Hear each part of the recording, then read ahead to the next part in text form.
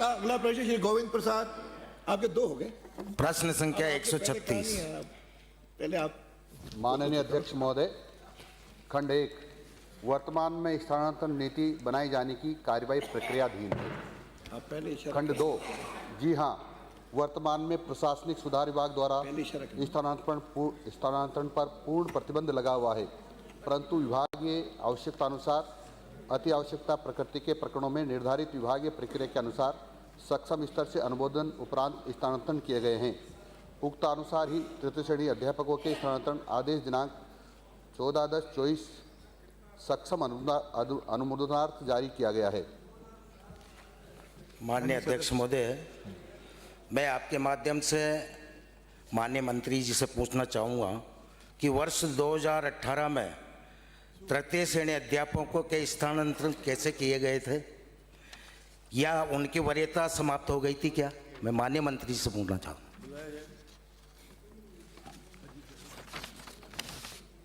2018 में स्थानांतरण किए गए थे और उसका एक आदेश जारी किया गया था कि तृतीय श्रेणी अध्यापक स्थानांतरण हेतु जिला परिवर्तन की स्थिति में कार्मिक की वरिष्ठता विलोपन का सहमति पत्र लिया गया था और उस सहमति पत्र के आधार पर उनकी वरिष्ठता विलोपित हो गई थी। इस आधार पर उनके स्थानांतरण किए गए थे। उसमें कट ऑफ डेट भी दी थी। 31/12/2000 के बाद नियुक्त हुए उनके लिए पात्र थी कैंसर, गुर्दा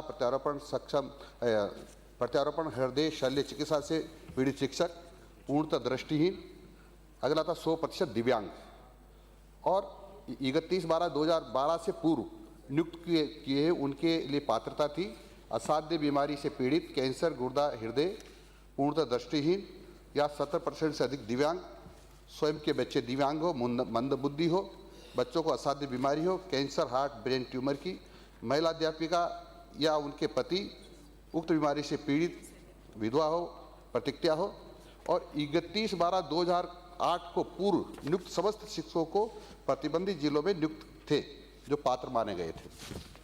माननीय सदस्य। माननीय अध्यक्ष महोदय, जब वसुंधरा जी की सरकार थी तो प्रतिबंध जिले थे। 2018 में डॉक्टर आसरा जी शिक्षा मंत्री थे। आप प्रश्न पूछो। तो मैं ये तो कहना चाहूँगा कि तृतीय श्रेणी अध्यापकों को क्या ट्रांसफर करना चाहते हो या नहीं? माननीय मंत्री जी।